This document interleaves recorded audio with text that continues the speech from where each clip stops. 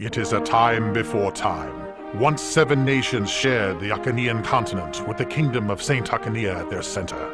Now, however, the gods of war and madness have descended upon this land, and the country of Derhua, led by Medius, the Dragon of Darkness, has colluded with Garnef, ruler and supreme priest of the Khadin, to destroy the central kingdom. Their victory was swift and terrible. Having reduced the once mighty capital of Achaea to rubble and ash, the Derhuan forces swept forward like a wave of steel. Now even the kingdom of Arisha, inheritors of the strength and the will of Henri the Great, has fallen at the feet of the army of night. A golden age of peace has been swallowed by the demons of darkness, and now Medius, Garnef, and Death rule half the world.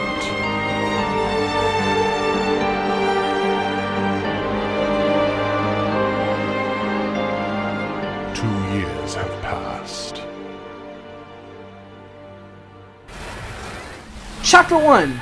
Marth embarks on the Isle of Talus. And now we begin the game proper.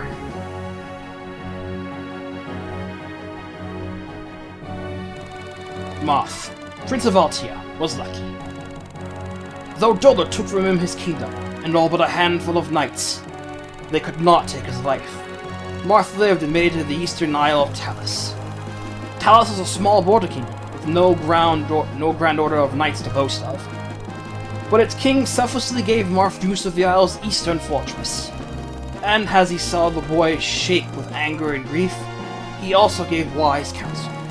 "Prince Marth," he said, "I do not doubt your love for your sister something great. But you must be patient. Time is on your side. And if you stay here and grow stronger, a time will come when you can help her." So Marth stayed in Talus, protected by its kind people, and the years went by. And we start with the game with bandits! A bunch of Pilates instructors and a thief. And Marth's waifu for waifu, Princess Sita, who, ironically, is not sporting shadowless eyes in her CG here on the right. Maybe that's a point of interest about her character, is that she has eyes, she's super important, and has to recruit everyone. Spoilers, that's what she does. She recruits every single character. Okay, well no, she recruits the lion's share. That's what she's good at. So yeah, chapter 1. Hi Marth, you're alright. Frey's still alive. Norn! She's slightly better than Gordon by the fact that she has, like, a slightly higher strength growth and a speed stat to speak of in comparison. She has a little skill, though. I ripped that. But other than that, she's still an archer. Archers are bad, and she won't stay good. She won't be good until she becomes a sniper. And she starts with 4 strength. That's a bit of a penalty on her friend, but not gonna hold that against her. Make sure you have more visit this house ASAP, so you can get loads of money! One thing you'll notice right away is that this game loves to hand you 3 money. The stock market in Arcanea is going out of style or something. Drog is a god. Okay. Armors are armors. They're not great. Particularly have pretty low movement in a game where most classes have upwards of 6 or 7 movement or higher. Especially the Cavs and any mounted units who have at least 9 movement. Or 8 if you're a flyer, but... yeah, Drog isn't... he's not gonna do a whole lot of moving around. At least he can defend himself. And he actually has a defense stat to speak of. Unfortunately, he's no longer able to use swords, but... details. Speaking of also no longer being able to use swords, is Sita, Marth's waifu for waifu. Sita's... 3 things to know about Sita. 1, shitty strength. She's got barely any strength to speak of, with 4 base and like a 25% growth. Her speed is overkill, 12 base and like an 80% growth. And this, the Wing Spear. A new addition for her, to compensate the fact that she loses out the ability to use swords, until Heroes rectified that. she gets equivalent to Marth's rapier, and this is pretty much the best weapon in the game for many reasons. The fact that it's cavalry and armor effectiveness, and you can forge it to make it even more powerful, means that Sita's low strength is basically a non-issue. So yeah, don't let her low strength fool you. She can actually do a lot of damage. You, bow. So yeah, thieves can destroy villages in this game. Don't make sure they don't do that. They got pirates here, they're okay. You got a hunter over here, they're basically archers but better because they have more movement and better offensive stats in exchange for defense. And there's Zack before he became a mean in Fire Emblem Fates. I prefer this incarnation personally. I just don't like forced memes in general.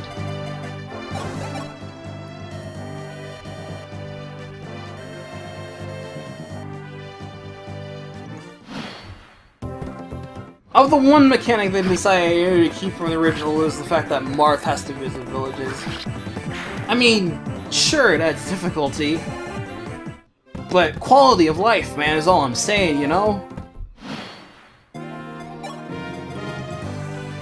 Stuff like just being able to visit villages with any character is it will just make the game go by so much faster. Ironic that I say that, considering this is one of the fastest games in the series. This game goes by at a blistering pace. It's almost unheard of how fast this game goes by if you just skip animations and press start all the damn time.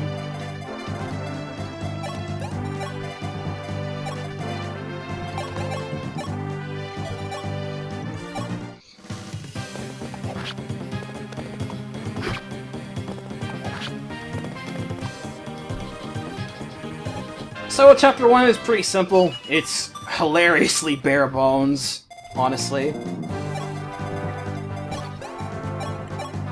Unequip yourself so I can use the other wall and have Norn ship for damage.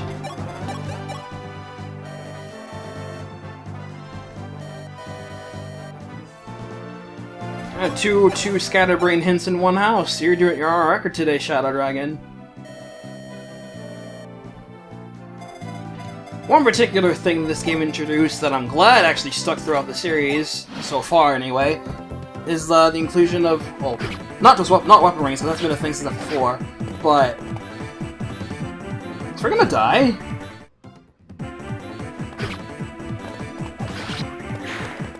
He didn't die.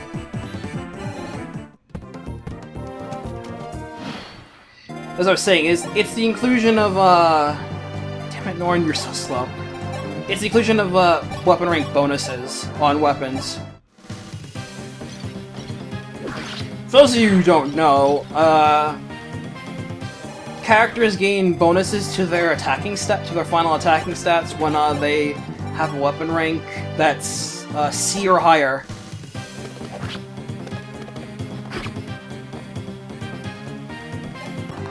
So, say if you had like a C in swords, you gain +1 attack power. If you had a B in swords, you gain +2, and an A, you gain +3. And it's different for each weapon type. They're mostly similar though. Like lances, bows, and tomes all have the same one. C is +1 power, B is +1 power +5 hit rate, and A is +2 power +5 hit rate. And axes gain +5 hit on C, +10 hit on B, and +15 hit on A.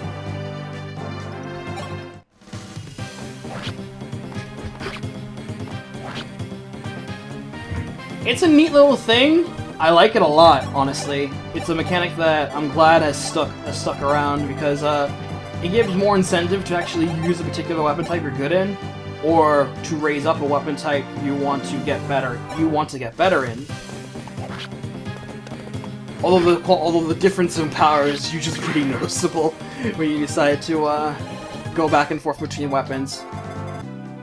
One thing to definitely keep in mind about this, I'm not sure how many people know about this, is that these bonuses are affected by the weapon triangle.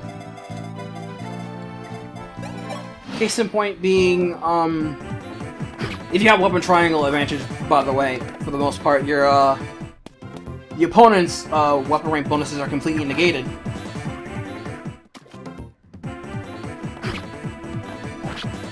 Which is downright essential to abuse in the higher difficulties, considering that starting on hard mode 1, the most basic hard mode,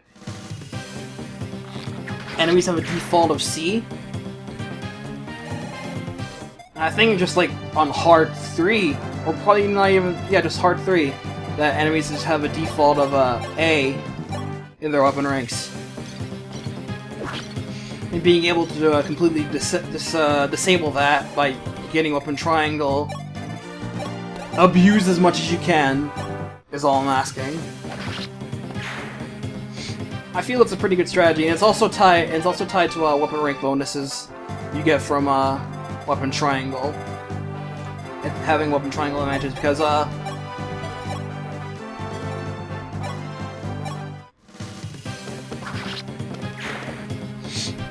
if you have a weapon triangle advantage over someone that has a C or higher, you get an extra hit. And you gain extra damage if they have an A rank.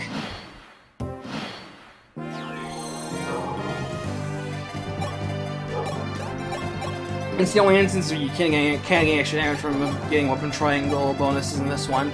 You need to have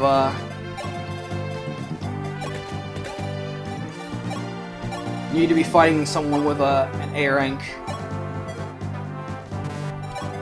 Not much left now. This motley force. I'm just gonna pull up and let Drog have some fun. He's not gonna have much fun. I'm not using him long term, but just for fun.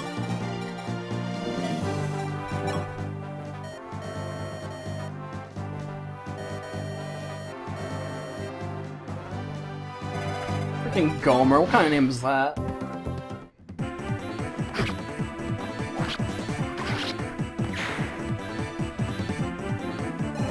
Man, it's a good thing that, of all the quality of life thing, another one they decided to, do like that. See, that they decided not to have pirates ransack villages like they could in the GBA games.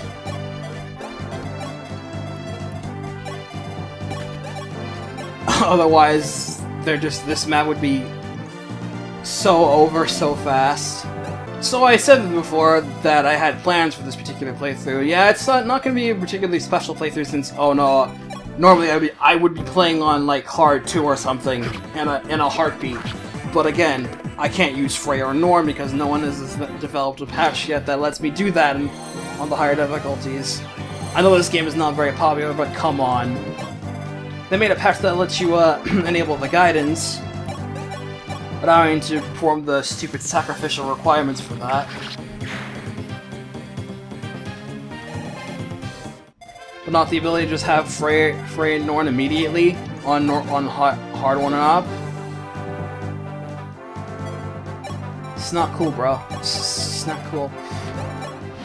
So anyway, to make this playthrough interesting, I plan to mess around a little bit, use some more unorthodox characters or classes, as you'll see.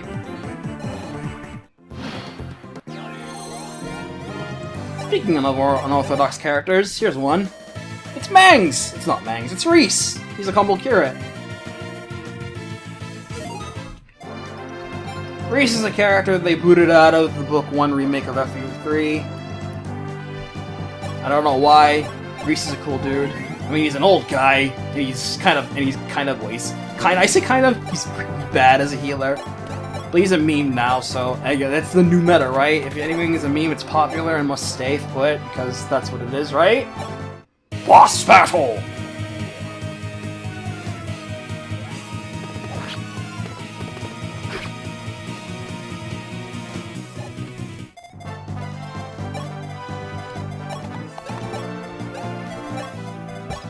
Oh well. Again, prefer this Gazak over the reincarnation they gave him in Fates, and he became a forced meme overnight. I blame both Mangs and Gast for that one.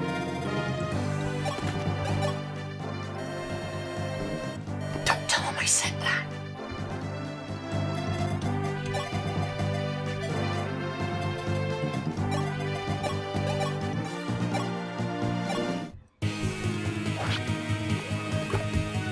Another reason why I don't really like playing all the hard modes in these games is that they decided to inflate the difficulty in all the wrong ways. Like, the way this game does it is that,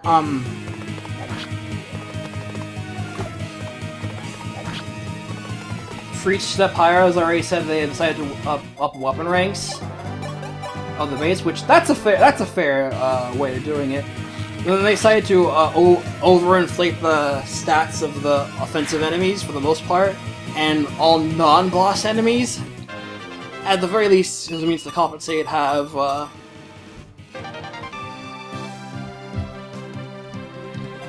same defense, if sometimes even lower in some instances, I think. But most of the time, their defenses are the same. Bosses are they have all their stats jacked up, and most of their enemies have rearranged equipment, just better.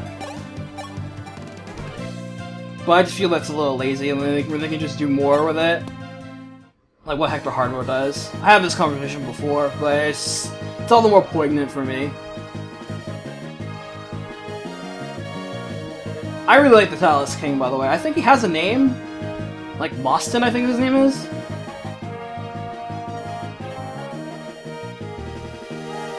I like the way his beard moves in this face spray. It's like, oh yes, by the way, I will offer you augmaction and all to the power it bestows therein. Go well, my boy! Recruit more heads so you can have Samtaction! And hold action! And quite possibly, could it be Tib action? Chapter 2, The Pirates of Galder in the Galder Harbor.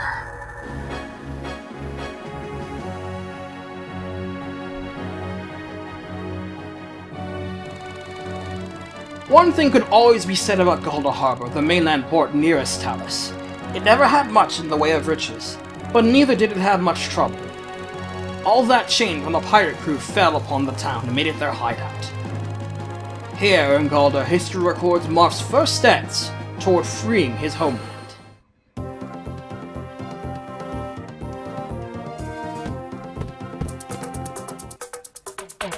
So it is time for some augmaction!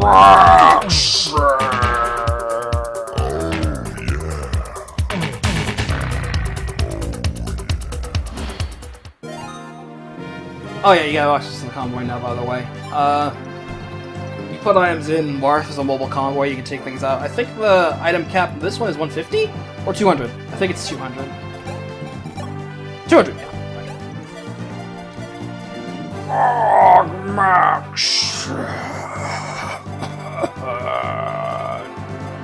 Ogma is so freaking strong. In fact, he's so strong, he doesn't need anything but iron swords. He's that cool. In fact, that's all he's going to use from here on out. Iron swords. That's how strong he is. Augmaction! He is the one true, the faintest breath in my being. He gives me life, he gives me sustenance, he gives me hope, he gives me dreams. Hey Daros, how's it going? These two are trespassers, Board and Cord. They're cool people, but they're trespassers, no one cares about them. Bars is cool. I like Bars, but he has no place in this playthrough, sorry. Sorry, Bars.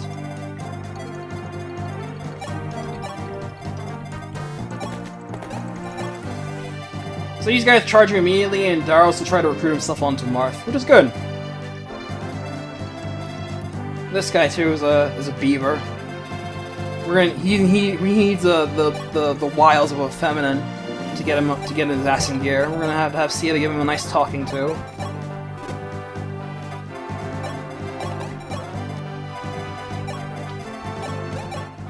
What do you have to say for yourself, my good man?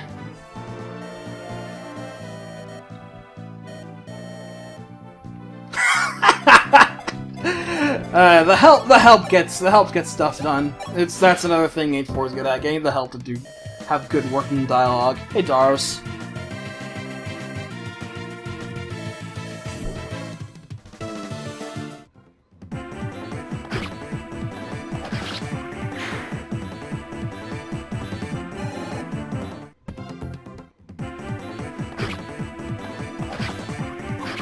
Daros is okay. He has like no skill growth to speak of. It was literally 0 in the original. Just basically non-existent.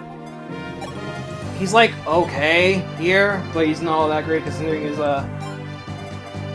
growths don't really carry him well. But at least he can class change in this version, which he couldn't in the original. Augmaction is invincible.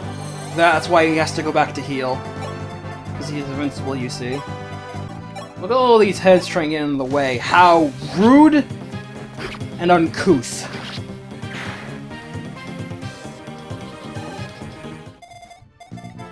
Such rudeness.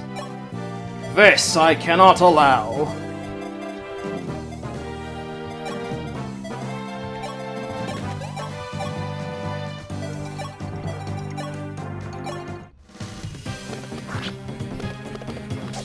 So yeah, again, the weapon triangle abuse is good. Make use of it, make note of it, etch it into your blood and brains. It's good.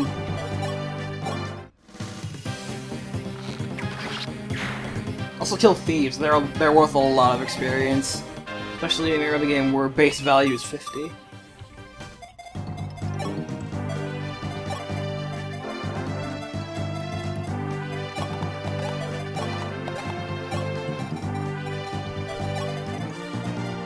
One thing this game actually bothered to add was special conversations between particular characters. Here's one. Some particular characters, like Ogma and Sita here, have conversations that they can be triggered anytime once either character joins the party, and you can do it anytime you want in any chapter. It's basically like they're basically like mini supports. They just give you some extra characterization on them, which is good. I greatly agree. I really think we need these.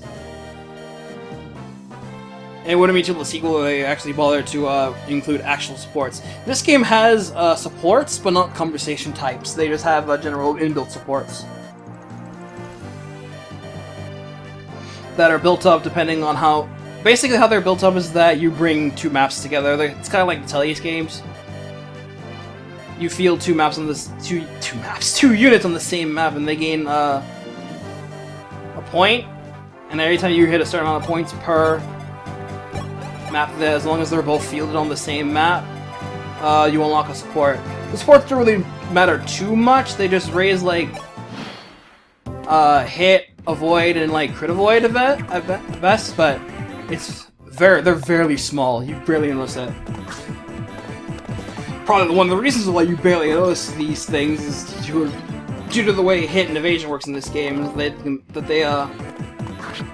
While it is slightly modified from how it works in the original, it mimics the original a little too well. Those who are familiar with the GBA games or the Tellius games notice that weapons, they seem to have a pretty simple way of handling themselves. For the most part, like iron swords had like 5 might, 90 accuracy, lances 85 hit, 6 might or 7 might, axes 75 hit. Simple stuff.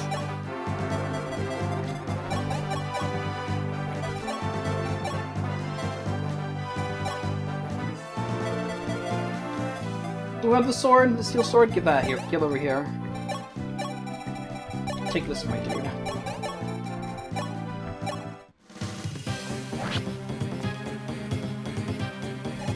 Check this out for me. Iron sword was 100 base hit. Yeah. Check this out for me. Iron lance is 90 base hit. Same as a silver lance.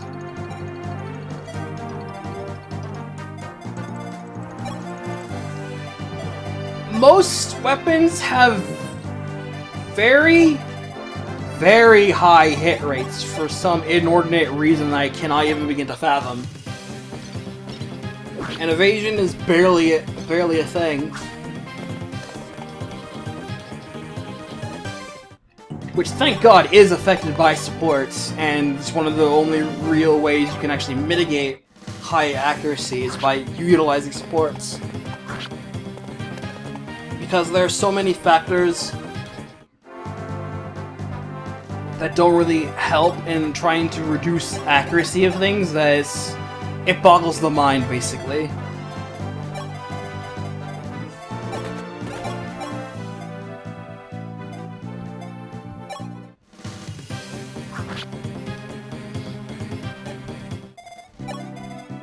And considering the overall squishiness of characters in the Arcania games, it's super noticeable when and you get pelted with things that you just simply cannot dodge, especially on the higher difficulties where it becomes all too real. And enemies are just flooding you with silvers that hit you really hard and just simply cannot be avoided because, well, they just can't. Considering that your avoid stat is also basically non-existent to how it works. How it works is in this game is like, it's like your speed stat plus half your luck is your avoid stat. Whereas your hit rate is basically your weapon hit plus skill.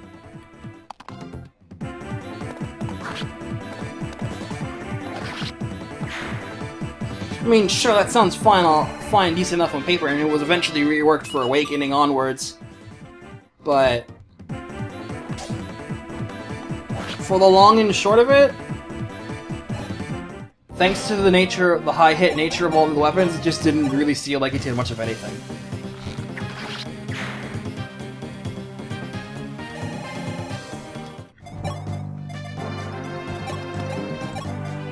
It gets even worse in the later game, in the sequel, especially in the higher difficulties where they actually actively punish you for going in the higher difficulties by giving enemies flat hit bonuses just because you're playing on higher difficulty.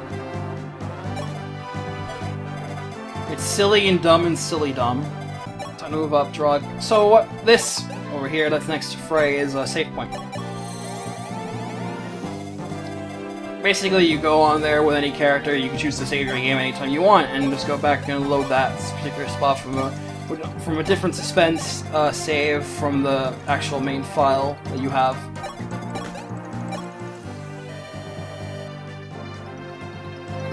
Thanks for that!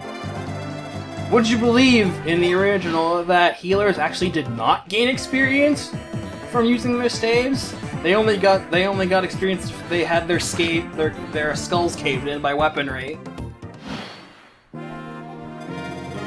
Mercifully, they gain experience equal to the experience value of the unit that hit them. But their growths were so bad it didn't matter anyway. Hey you, I want to talk.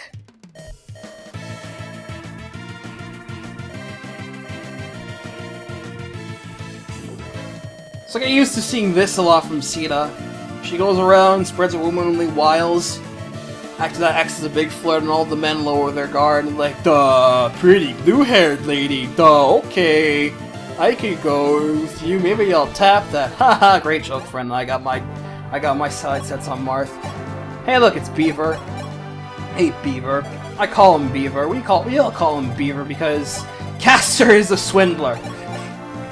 He's like, duh, please help, my mom's sick, you know? I gotta help her out, pay the bills and shit. Please help, sir, I need some more. But he's a swindler. He's in it for himself and only himself. Wants those sweet dollar all for himself. He's a hunter. He's actually fairly better for the most part than the other bows you usually have, just by virtue of actually being in a good class with decent movement. And it gets even better because while he was unable to class change in the original, here you can become a horseman.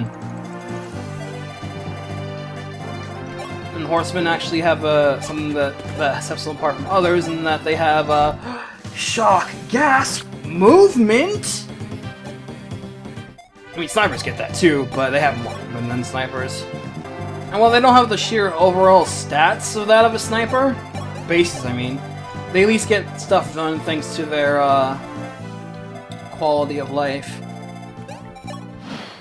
And their ability to move on rivers, and their ability to use swords, and them just being generally overall better units than snipers.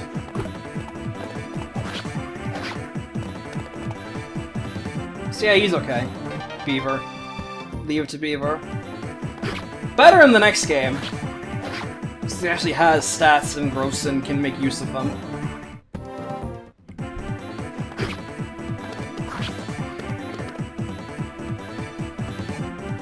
Though I wish you can just make anyone better in the next game due to the reclass. Lord Jagan is growing stronger! Oh yeah, you have a talk with Marth. Also new for this game. Characters that join mid-battle tend to have a conversation with Marth if they're recruited by means other than Marth. Just so they can say, oh yeah, by the way, boss, I'm on your team now. And Marth's like, cool, stay a while.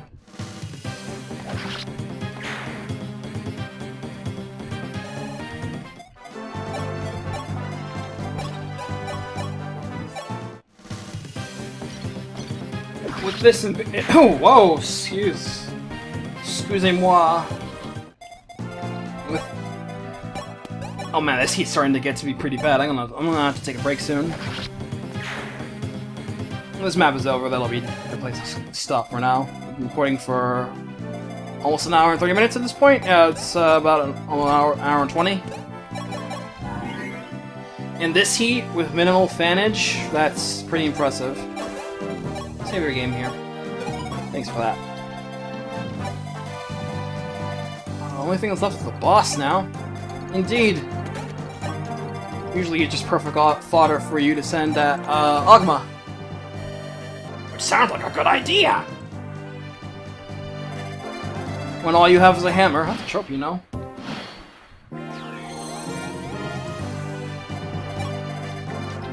Marth needs to go on this village, and humble curate needs to go help my boy Augmaction.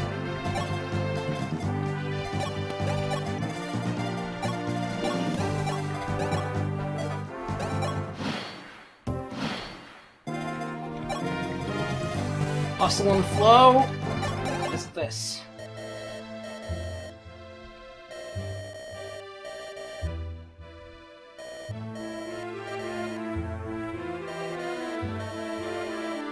Milady Angel Lena. That just reminded me of another thing that this game actually has that is actually pretty cool that it does. The ability to have a conversation recap. There's a feature in this game that lets you look at past conversations, and it has all of them. Every single possible one, is so long as you unlock them first. You can just go into that particular menu and check out for each conversation for yourself. The sequel has that too. But at least it has in the support viewer as much as I think it does. I don't think the sequel has a full one. I think it just has a support viewer. But the fact that it still does is pretty good.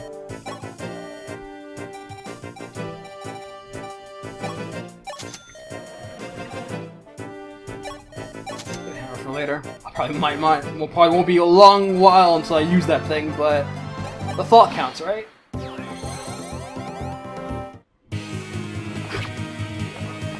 Augmaction, you're letting me down! You're getting hit by 40s and stuff. I mean, I know this is this game, and we've gone back to the ways of 1RN? No.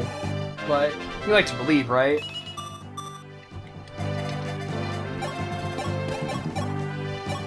I'm gonna hit you. Another thing that is probably pretty weird that I'm gonna have to point out now is the inclusion of, weight. Over there, weapons still have weight, and they function the same way they do in the Tellius games, is that weight is directly calculated from your strength stat and reduced from speed directly off of your strength as the buffer. Or don't die. Good girl. This would be the last game to feature the weight stat as a whole until Echoes brought it back for its game. For better or worse, for most instances, I particularly like the weight stat personally. I mean, I dig games that just deal with it entirely, but because that just makes speed the one supreme stat. But I just prefer when you have weapons that have a buffer.